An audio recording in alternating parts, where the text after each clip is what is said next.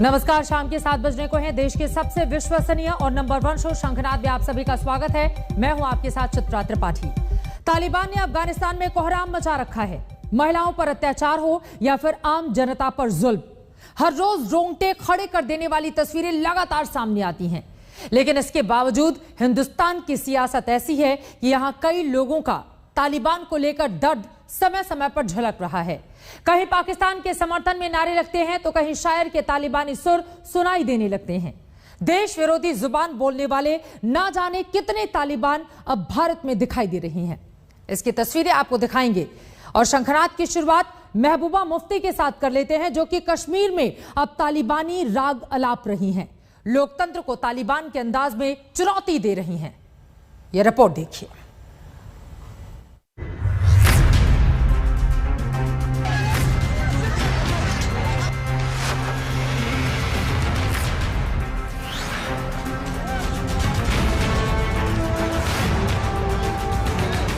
जब बात सियासत की हो तो तालिबान का ये आतंक नजर नहीं आता। ये बर्दाश्त का बांध टूट जाएगा तो तब आप ही नहीं रहोगे, मिट जाओगे।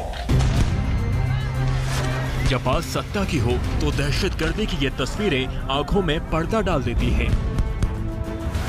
पड़ोस में देखो क्या हो रहा है, पड़ोस में देखो क्या हो रहा है। इतनी बड़ी ताकत अमेरिका, उनको भी वहां से बोरिया बस्तर लेके वापस जाना पड़ा। महिलाओं के अत्याचार का दर्द सुनाई नहीं देता। नजर आती है तो सिर्फ गद्दी, जो आतंकवाद की परिभाषा बदल देती है, जो तालिबान का मतलब बदल देती है। घाटी में चुनावी माहौल क्या बना? महबूबा मुफ्ती तालिबानी बोल बोलने लगी। दुनिया के सबसे बड़े लोकतंत्र को तालिबानी अंदाज में चुनौती देने लगी। हिम्मत चाहिए बर्दाश्त के लिए, जो भी जम्मू कश्मीर के लोग बर्दाश्त कर रहे हैं, मगर जिस वक्त ये बर्दाश्त का बांध टूट जाएगा तो तब आप ही नहीं रहोगे, मिट जाओगे। और मैं कहती हूँ, कोई कहेगा ये वही महबूबा मुफ्ती हैं जो कश्मीर की मुख्यमंत्री रह चुकी हैं। कोई कहेगा कि ये वही महबूबा मुफ्ती हैं जो लोकतांत्रिक तरीके से सत्ता पर काबिज हुई थी। जो लोकतंत्र उन्हें ये बोलने की हिम्मत देता है, उसी लोकतंत्र में ये तालिबानी जुबान बोलते हैं, जिसका सीधा मतलब है घाटी में आतंकवाद का समर्थन। बार बार मैं कहती हूँ कि हमारा इम्तिहान मत लो, सुधर जाओ, समझ जाओ।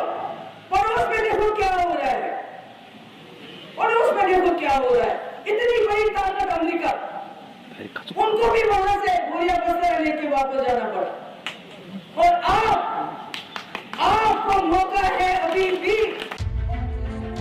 ये कैसी बौखलाहट कि अमेरिकी सेना की तालिबानी से रवानगी कश्मीर से की जाए। ये कैसी खींच कि कश्मीर की जनता को चंद वोटों के लिए इस तरह भड़काया जाए। ये तो लगता है कि हम बड़े छोटे से यहाँ क्या, ये क्या कह रही है, ये क्या बिगाड़ेगी। मगर कभी कभी एक चींटी जो हाथी के सूंड में घुस जाती है तो वो उसका जीना हराम कर देती है। महबूबा यही चुप नहीं रही। उन्होंने साफ कहा कि अगर आजादी के वक्त बीजेपी सत्ता में होती तो कश्मीर कभी हिंदुस्तान का हिस्सा नहीं होता। अगर कांग्रेस नहीं होती, अगर बीजेपी होती तो मुझे नहीं लगता कि जम्मू कश्मीर इस वक्त इस मुल्क का हिस्सा होता।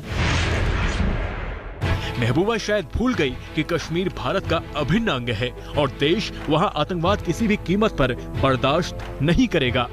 पाकिस्तान के खिलाफ तो कई बार महबूबा मुफ्ती ने अपना प्यार दिखाया है, लेकिन ये प्यार अब तालिबान तक पहुंच गया है। जब तालिबान के आतंक की तस्वीरें दुनिया देख रही है, उस वक्त तालिबान का हवाला देकर कश्मीर की आवाम को भड़काना महबूबा की नीयत पर सवालिया निशान खड़ा करता है। जो देश के खिलाफ, जो भारत की एकता और अखंडता के खिलाफ षड्यंत्र करेगा, जो देश के खिलाफ साजिश करेगा, उसे मलिया मेट करके रख दिया जाएगा। हमारे देश के प्रधानमंत्री नरेंद्र मोदी हैं, कोई जो बाइडेन भारत के प्रधानमंत्री नहीं है कि यहां तालिबान आएगा और अमेरिका की तरह भारत अफगानिस्तान छोड़ देगा। ये वही महबूबा मुफ्ती हैं जो कल विपक्ष की सोनिया गांधी की बैठक में शामिल हुई थी। महबूबा एक ओर कश्मीर में शांति की बात करती हैं, तो वहीं दूसरी ओर कश्मीर की आवाम को तालिबान का हवाला देती हैं। आतंकवादी वाली जुबान बोलती हैं, जबकि भारत सरकार पहले ही तालिबान को लेकर अपना रुख साफ कर चुकी है। जो तोड़ने वाली शक्तियां हैं, जो आतंक के बलबूते साम्राज्य खड़ा करने वाली सोच है, वो किसी कालखंड में कुछ समय के लिए भले हावी हो जाए, लेकिन उसका अस्तित्व कभी स्थायी नहीं होता। वो ज्यादा दिनों तक मानवता को दबाकर नहीं रख सकती। वैसे हिंदुस्तान की सियासत में तालिबान बुरी तरह से घुस चुका है। ओवैसी ने भी भारतीय महिलाओं के हालात की तुलना तालिबान से की थी, जिसे लेकर बीजेपी ने ओवैसी को अफगानिस्तान जाने की सलाह दे डाली थी। वहां की फिक्र है उनका, अफगानिस्तान में ऐसा हो रहा और तुम पे ऐसा हो रहा। अरे यहां नहीं हो रहा। हरदोई में एक शख्स सरे रोड पर बीवी को मार मार कर खत्म कर दिया। कितने महिलाओं का रेप होता खवातीन का भारत में, उसकी बात नहीं। वहां गई पूरा, वहां पे बड़ी मोहब्बत हो गई आपको। Better to send Owaisi to Afghanistan to protect their women and protect their community. Taliban की वकालत करने वालों पर योगी आदित्यनाथ ने भी विधानसभा में सवाल खड़े किए थे। अध्यक्ष जी, तालिबान का समर्थन कर रहे हैं कुछ लोग, महिलाओं के साथ क्या क्रूरता बरती जा रही है, वहां पर बच्चों के साथ क्या क्रूरता बरती जा रही है अफगानिस्तान में। लेकिन कुछ लोग बेशर्मी के साथ तालिबान का समर्थन किए जा रहे हैं, तालिबानीकरण करना चाहते हैं। ये सभी के चेहरे एक्सपोज किए जाने चाहिए समाज के सामने। तालिबान को लेकर चल रही सियासत में महबूबा मुफ्ती की बोली सवालों के घेरे में है। सरकार से आपका विरोध हो सकता है, लेकिन विरोध करते करते तालिबान का समर्थन करना महबूबा को कटघरे में खड़ा करता है। तालिबानी धमकी देने वाली महबूबा शायद भूल गई हैं कि जिस तालिबान का वो हवाला दे रही हैं, वहां महिलाओं को सत्ता चलाने की इजाजत नहीं है। आज तक ब्यूरो। देश विरोधी जुबान कितने तालिबान, ये बात हम इसलिए बोल रहे हैं क्योंकि एक तरफ तालिबान अफगानिस्तान में कोहराम मचा रहा है, तो वहीं दूसरी ओर हमारे देश में उनके नए नए हमदर्द सामने आ रहे हैं। हालांकि बंदूक वाले तालिबानी राज की तारीफ करने वाले शायर मुनव्वर राणा मुश्किल में पड़ गए हैं। लखनऊ के थाने में उनके खिलाफ केस दर्ज हुआ है, लेकिन इस सख्ती के बावजूद कई बयानवीर बेतुके बोल से बाज आने को तैयार नहीं है। क्रूरता उनके यहाँ है, उससे ज्यादा क्रूरता तो हमारे यहाँ भी है, लेकिन उन्होंने किसी हिंदुस्तानी को मारा नहीं। जितने AK-47 उनके पास नहीं होंगे, उससे 2 गुना तो हमारे यहाँ हिंदुस्तान के माफियाओं के पास है। तो रामराज है, रामराज नहीं, बिल्कुल रामराज नहीं। अफगानिस्तान में तालिबान राज के कसीदे पढ़कर मुनव्वर राणा ने अपनी मुश्किलें बढ़ा ली हैं। बंदूक के दम पर सत्ता हासिल करने वाले तालिबानियों का गुणगान मुनव्वर राणा को भारी पड़ गया है। मुनव्वर राणा ने जिस तरह तालिबानियों के हथियार उठाने को जायज बताया, वो लोकतंत्र की भावनाओं के खिलाफ है। सबसे ज्यादा नाराजगी मुनव्वर राणा के उस बयान पर है जिसमें उन्होंने महर्षि वाल्मीकि की तुलना तालिबानियों से की थी। अब केंद्र सरकार के मंत्री मुख्तार अब्बास नकवी ने भी मुनव्वर राणा के इस बेसुरे राग का जवाब दिया है कि जब भगवान आचार्य वाल्मीकि से रामायण लिखवाने जैसा काम ले सकता है, तो मुमकिन है कि ये भी इनको भी भगवान अकल दे कि इंसान की तरह शहर में हमें इंसान की तरह रहना चाहिए, जंगली की तरह नहीं रहना चाहिए। ये बात प्रधानमंत्री नरेंद्र मोदी जी ने भी कही, और यही देश के लोगों का संकल्प है कि आतंकवाद के प्रति जीरो टॉलरेंस। प्रधानमंत्री जी नरेंद्र मोदी जी ने क्या कहा कि हम आतंकवाद के नहीं न साथ हैं और न विस्तारवाद के साथी हैं। किसी भी तरह का आतंकवाद या किसी भी तरह का विस्तारवाद इंसानियत का दुश्मन होता है। ये बात कही। अब कुछ लोग अगर यहाँ पर अपनी बेसुरी राग आलाप रहे हैं, तो ये लोगों की आवाज कतई नहीं हो सकता, और लोगों की आवाज नहीं हो सकता तो ये बात समझ लेना चाहिए कि आइसोलेटेड वॉइसेस को खुद समाज रिजेक्ट करेगा। शायर मुनव्वर राणा अक्सर अपने विवादित बयानों को लेकर चर्चा में रहते हैं, लेकिन वो तालिबान की इस तरह हिमायत करेंगे ये किसी ने नहीं सोचा होगा। यही वजह है कि अब तमाम संगठन मुनव्वर राणा के खिलाफ कानूनी कार्रवाई पर उतर आए हैं। लखनऊ के हजरतगंज थाने में अखिल भारत हिंदू महासभा और सामाजिक सरोकार फाउंडेशन की शिकायत पर मुनव्वर राणा के खिलाफ केस दर्ज हुआ है। इसी थाने में अंबेडकर महासभा ने भी मुनव्वर राणा के खिलाफ शिकायत दर्ज कराई। मुनव्वर राणा की जुबान से तालिबान के समर्थन वाली बात निकली तो वाकई बहुत दूर तक चली गई है, लेकिन ऐसा नहीं है कि सख्ती का असर सियासतदानों पर भी पड़ रहा है। अफगानिस्तान में फंसे भारतीयों को निकालने के लिए भारत सरकार पूरा जोर लगा रही है, लेकिन कुछ नेता इस ऑपरेशन पर भी बेतुकी बयानबाजी से बाज नहीं आ रहे हैं। भारत में पैदा हुए, अब भारत का पानी पिए, भारत का खा पी के ठीक ठाक हो गए तो यहाँ से माल लेकर के चले गए हुआ। बहुत मजदूर और नौकर बहुत अच्छे नहीं है। यहाँ इतना बढ़िया वातावरण है। चलिए गंगा जी में सुबह देखिए कितने नाव पे बैठ के लोग घूम रहे हैं। यहाँ के घूमना चाहिए। तो क्या जो वहाँ जाने वाले क्या लटकोट टाइप के लोग नहीं, ये देश को लूट के लेके भागने वाले लोग हैं। देश में शिक्षा लेंगे और जाएंगे विदेश में काम करेंगे। अफगानिस्तान में तालिबानी मनमानी कर रहे हैं, सरेआम गोलीबारी कर रहे हैं, हर तरफ दहशत का माहौल है। ऐसे में उनका समर्थन करने वालों और बेतुके बयानों पर सवाल लाजमी है। आज तक ब्यूरो। तालिबान पर देश में जारी सियासी बोल का असर जमीन पर भी दिखाई देता है। देश विरोधी नारे और बयान समाज का माहौल बिगाड़ने लगते हैं। कुछ ऐसा ही वाकया हुआ मध्य प्रदेश के उज्जैन में, जहां मुहर्रम के जुलूस में देश विरोधी नारे गूंज उठे और फिर वही सवाल उठा कि देश विरोधी जुबान कितने तालिबान। मुहर्रम के मौके पर ताजिया जुलूस में लोग या हुसैन के नारे लगा रहे हैं।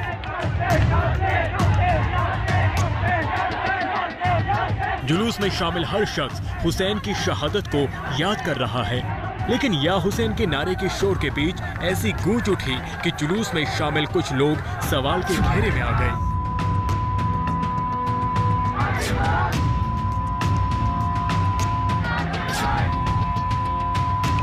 नारा देश विरोधी था, लिहाजा देखते ही देखते सोशल मीडिया पर वायरल हो गया।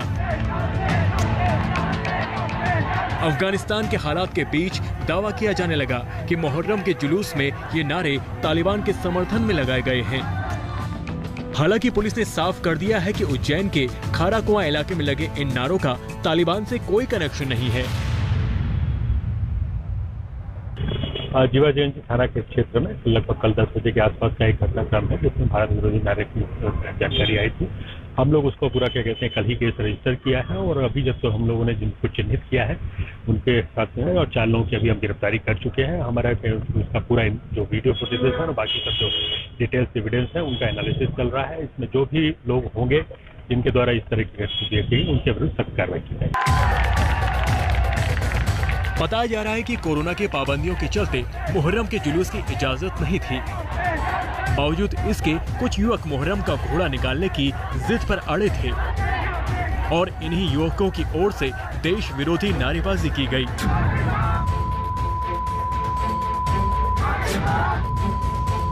इस वायरल वीडियो की जांच पड़ताल सोशल मीडिया पर भी चल रही है। कुछ लोग इस नतीजे पर पहुंचे हैं कि वीडियो में भीड़ काजी साहब जिंदाबाद के नारे लगा रही थी, जिसको पाकिस्तान या फिर तालिबान समझा गया। हालांकि पुलिस ने अपनी पड़ताल के बाद 10 लोगों के खिलाफ देशद्रोह का केस दर्ज कर लिया है और नारेबाजी में शामिल 4 युवकों को गिरफ्तार भी कर चुकी है। ये वही एकमात्र कारण है। वायरल वीडियो पर मचे हंगामे के बीच मुख्यमंत्री शिवराज सिंह चौहान ने ऐसी हरकत को तालिबानी सोच से जोड़ दिया और कहा कि ऐसी सोच वालों को कुचल दिया जाएगा। भारत का हर नागरिक देशभक्त है, अपवाद को छोड़ दें, लेकिन जो तालिबानी मानसिकता का समर्थन करेगा या राष्ट्र विरोधी गतिविधि करने का प्रयास करेगा उसको कुचल दिया जाएगा। पुलिस वीडियो फुटेज के जरिए देश विरोधी नारेबाजी करने वाले बाकी आरोपियों की तलाश कर रही है ताकि समाज का माहौल बिगाड़ने वालों पर जल्द शिकंजा कसा जा सके। संदीप कुलश्रेष्ठ, उज्जैन, आज तक।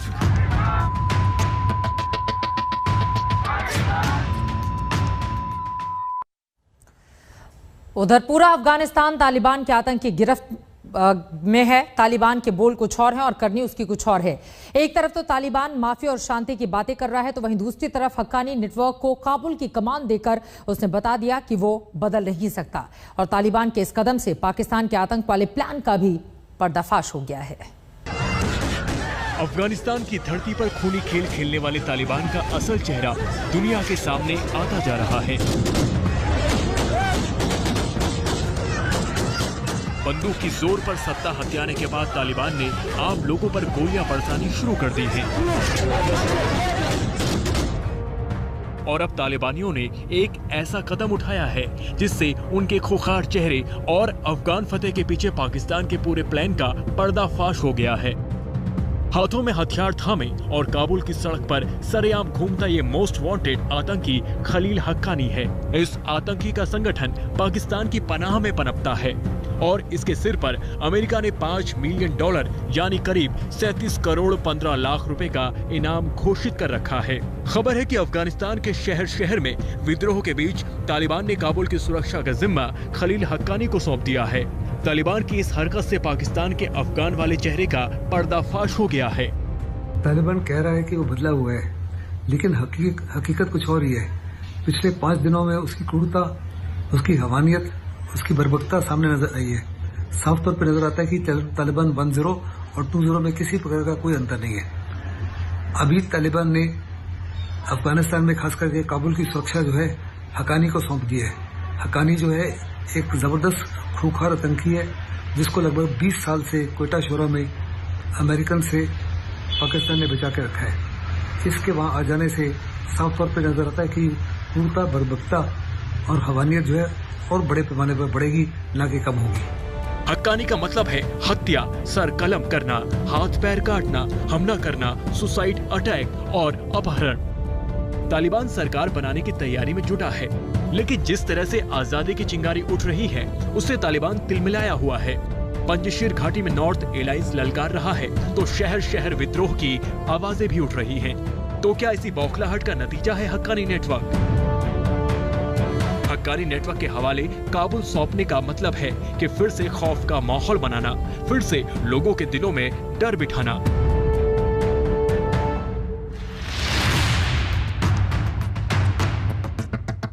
काबुल एयरपोर्ट पर भी जन सैलाब से तालिबान परेशान है। अब हक्कानी नेटवर्क पर काबुल एयरपोर्ट की सुरक्षा का भार है, जो हर बात का जवाब गोली से देते हैं।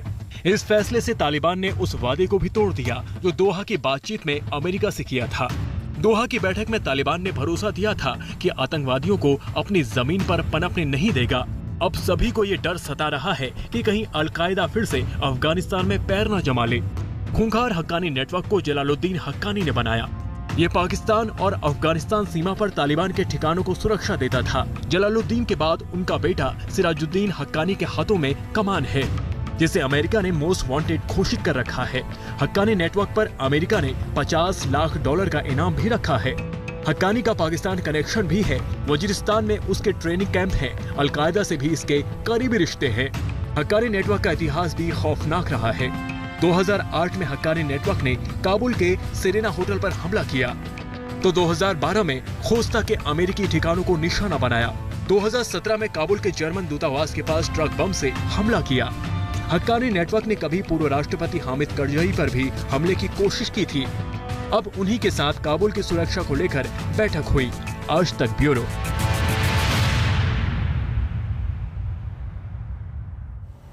अफगानिस्तान से बाहर निकलने की जंग अब भी जारी है। काबुल एयरपोर्ट पर भारी भीड़ है। अफरा तफरी के माहौल में तालिबानी आतंकी गोलियां बरसाने से भी बाज नहीं आ रहे। काबुल एयरपोर्ट पर हुई फायरिंग में एक बच्ची की जान चली गई। अफगानिस्तान में तालिबान के जुल्म सितम की शुरुआत हो गई है।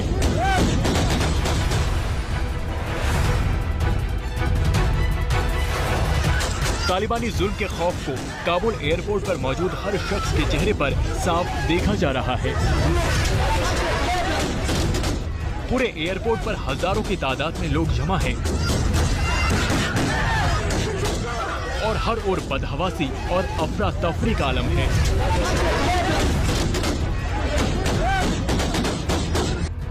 काबुल एयरपोर्ट पर जमा हुजूम बस इसी कोशिश में है कि किसी तरह अफगानिस्तान छोड़कर तालिबान के आतंक से खुद की जान बचाई जा सके। तालिबान की इस अमल की वजह से आपको इनकी नीयत का अंदाज़ा चल चुका होगा। तालिबान की माफ़ी देने के बावजूद सरकारी एहलकार और आम शहरी डर और खौफ की ज़िंदगी गुजार रहे हैं और इसी कोशिश में है कि किसी न किसी तरीके से अफगानिस्तान से निकल जाए। लेकिन बेदर्द तालिबानी इन लोगों पर भी गोलियां बरसाने से बाज नहीं आ रहे। ना इन्हें महिलाओं की फिक्र है, ना मासूम बच्चों की परवाह। ये बस बंदूक के दम पर लोगों के दिलों में डर बिठाना चाहते हैं।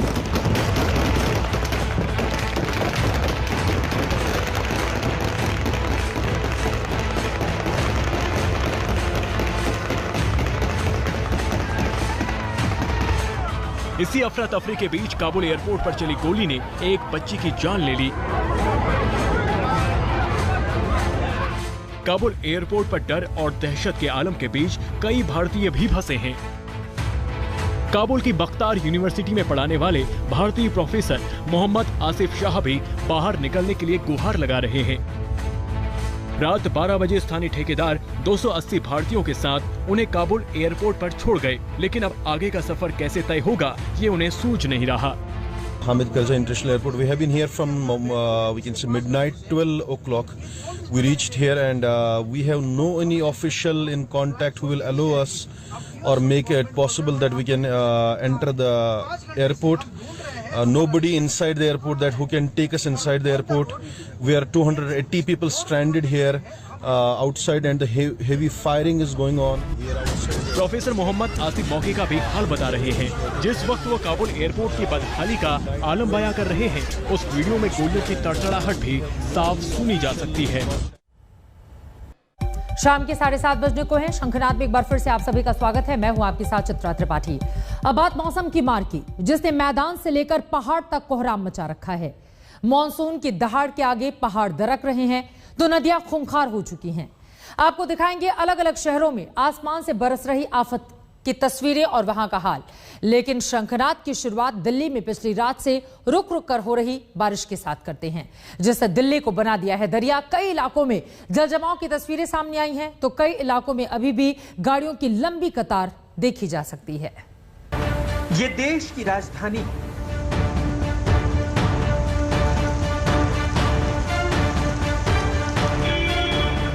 हर बारिश में डूब जाती है।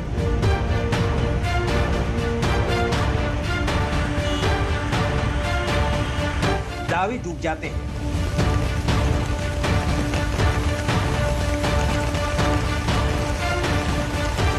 वादे डूब जाते हैं,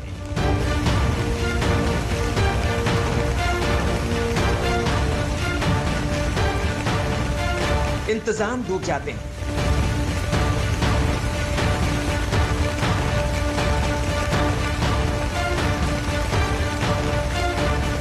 दिल्ली वाले डूब जाते हैं।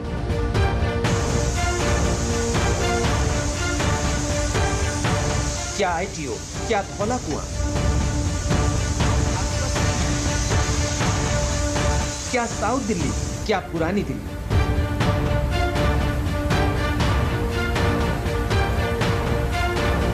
बारिश होती है और इंतजाम धुल जाते हैं।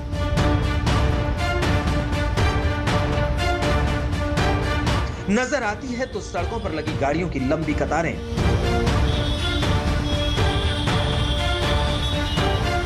नजर आते हैं तो डूबे अंडरपास, पानी से जंग लड़ती जनता।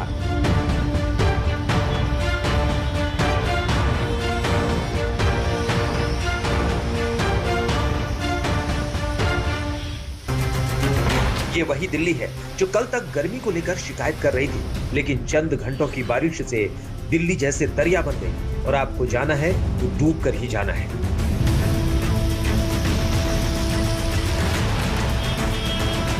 कुदरत का ये कायदा है कि बारिश होगी, दिल्ली में भी होगी, लेकिन इस बरसात में सरकारी नियम हर साल तनिक भी नहीं बदलते।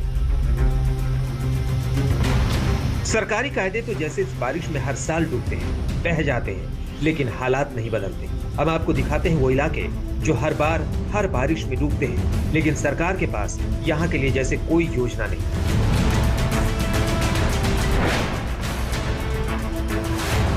आईटीओ के आगे मिंटो ब्रिज, ये वो इलाका है जो हर बार की मंझोली बड़ी बारिश में डूबा डूबा रहता है। हर बार पानी की ये तस्वीर दिखती है और आज भी दिल्ली वाले यहाँ से डूबे डूबे से चले जा रहे हैं। यहाँ की जो आप तस्वीरें देखेंगे वो बेहद ही हैरान करने वाली हैं। पानी घुटनों से ऊपर का है, लेकिन आगे ज्यादा हम जा नहीं सकते हैं। खतरे का निशान यहाँ पर है, लेकिन मिंटो ब्रिज का हाल भी देख लीजिए। बैरिकेड्स लगा के मिंटो ब्रिज के रास्ते को रोकना पड़ा है, आने जाने पर पाबंदी लगाई गई है। और यहाँ पर जिस तरीके से जलभराव की तस्वीर नजर आ रही है वो ये बताता है कि पिछली काफी देर से यहाँ पर किस तरह के इंतजाम जल निकासी के लिए किए गए होंगे। पुल प्रहलादपुर से लेकर मिंटो ब्रिज, धौला कुआं, आजादपुर, एम्स के पास का इलाका, लाजपत नगर में हर साल बारिश के बाद यही नजारा होता है। सरकारों को भी मालूम है कि बारिश होगी, इलाका डूबेगा, लेकिन ये नहीं मालूम कि करना क्या है। देखिए, आज सुबह धौला कुआं के पास का वो इलाका जो सिस्टम को पता नहीं क्यों नहीं दिखता। यहाँ का जो हाल है उसे देखकर आपकी चिंताएं जरूर बढ़ जाएंगी। और अगर आप घर से बाहर निकल रहे हैं तो ये आपके लिए जानना बेहद जरूरी है कि इस रास्ते का इस्तेमाल आज सुबह करना है या नहीं। ये देखिए, यहाँ पर जबरदस्त जलभराव की तस्वीर देखने के लिए मिल रही है। धौला कुआं से महज कुछ मीटर की दूरी पर ही ये ट्रैफिक जाम और जलभराव आपके लिए एक बड़ी परेशानी बन जाएगा। दिल्ली ने पहले बारिश झेली और फिर भयंकर जाम में राजधानी पस्त पड़ गई। आईटीओ के पास का इलाका तो ऐसा लग रहा था कि सड़क कहीं खो गई है। इस वक्त हम खड़े हैं दिल्ली के आईटीओ के इलाके में, जहां पर आप देख सकते हैं कि किस तरह से एरिया जो है, इलाका जो है पूरी तरह से जलमग्न हो चुका है और लोगों को किस तरह से यहाँ पर आने जाने के लिए बहुत ही दिक्कतों का सामना करना पड़ रहा है। यहाँ पर आप आगे जाके देखेंगे तो यहाँ पर ऐसी कई गाड़ियां हैं जो बीच रास्ते में बंद हो चुकी है, घुटने तक पानी भर जाने की स्थिति है और लोगों को जो है एक डर बैठा हुआ है कि इस रास्ते से जाएं, ये रास्ता चुने, ये रास्ता ना चुने, क्योंकि यहाँ पर किसी भी वक्त जो है गाड़ी बीच में बंद पड़ सकती है। स्थिति बद से बदतर होती जा रही है और स्थिति केवल आईटीओ के इलाके की खराब नहीं है, दिल्ली के ऐसे कई इलाके हैं जो पूरी तरह से जलमग्न हो चुके हैं। मौसम विभाग ने साफ कर दिया है कि दिल्ली के आसमान पर बारिश के घने बादल फिलहाल छाए रहेंगे और बारिश भी होगी। आज तक ब्यूरो। दिल्ली में मूसलाधार बारिश हुई है तो उत्तराखंड में आफत के पहाड़ टूटे हैं। पहाड़ टूटने से NH 58 कई जगहों पर बंद हो गया है। वहीं मौसम विभाग ने आने वाले कुछ दिनों में बारिश का अनुमान जताया है।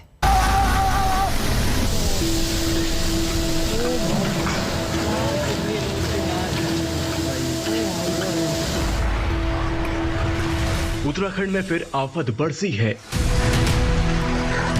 उत्तराखंड में फिर टूटे हैं आफत के पहाड़। ये तस्वीर हल्द्वानी और अल्मोड़ा को जोड़ने वाले नेशनल हाईवे की है। देखिए कैसे देखते ही देखते पहाड़ का बड़ा हिस्सा भरभरा कर जमीन पर गिर रहा है। सामने आपको एक पुल नजर आ रहा होगा और वहीं पर पहाड़ का मलबा गिरता जा रहा है। पहाड़ टूटने की इस घटना की अब दूसरी तस्वीर देखिए। जोलीकोट वीर भट्टी के पास जब पहाड़ टूटकर गिर रहा था तो उसी समय यात्रियों से भरी बस उसी रास्ते से गुजरने वाली थी। शुक्र है कि ड्राइवर की नजर पड़ गई और उसने तुरंत बस को दूर ही रोक लिया। पहाड़ टूटने के इस मंजर को जब बस यात्रियों ने देखा तो खौफ में अफरा तफरी मच गई। बस के दरवाजे से, बस की खिड़कियों से निकलकर लोग भागने लगे।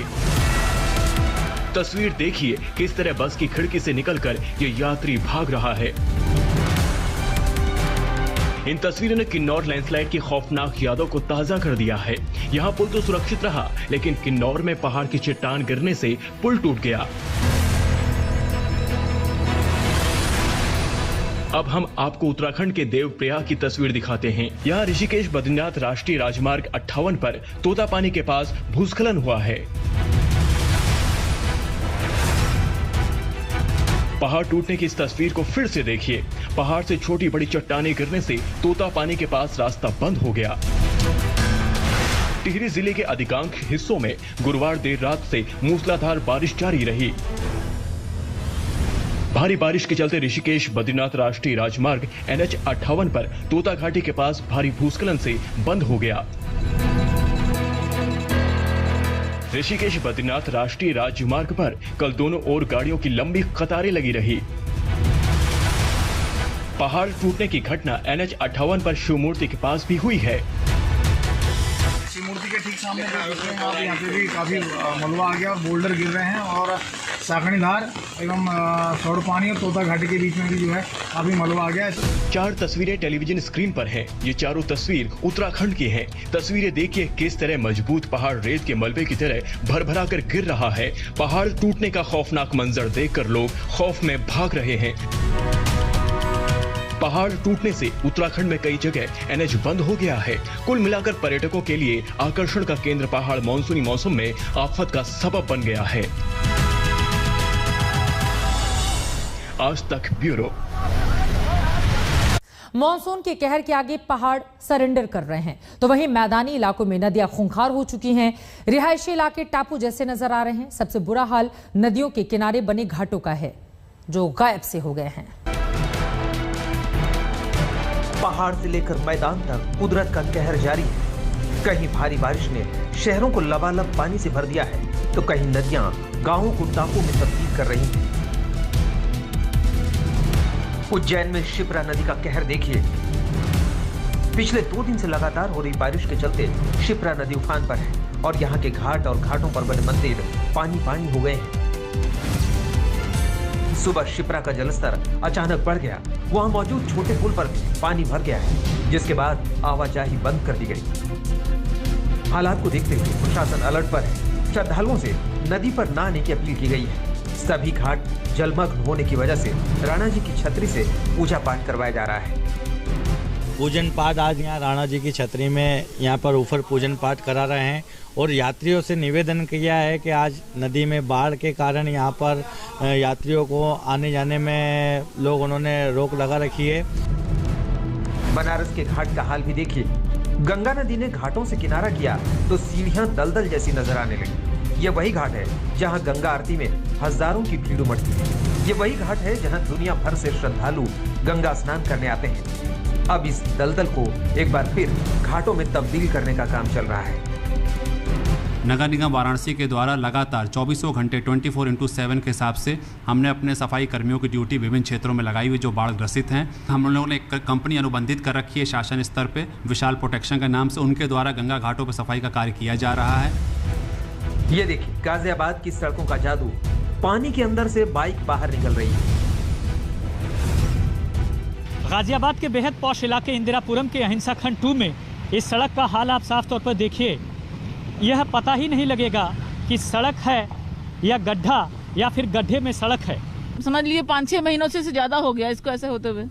पूरा पानी भरा रहता है। इधर की रोड पूरा टूटी है, वहाँ पीछे से पूरा बहुत प्रॉब्लम हो रही है। यहाँ सड़कों में जल जमाव के बीच गड्ढे काल बनकर इंतजार करते हैं। हालांकि यहाँ शख्स की किस्मत अच्छी थी। बाइक गड्ढे के अंदर चली गई, लेकिन बाइक सवार ने किसी तरह कूदकर अपनी जान बचा ली। आज तक ब्यूरो। इसी के साथ एक छोटे से ब्रेक के लिए हम रुकेंगे, लेकिन देश और दुनिया की बाकी खबरों के लिए आप देखते रहिए आज तक।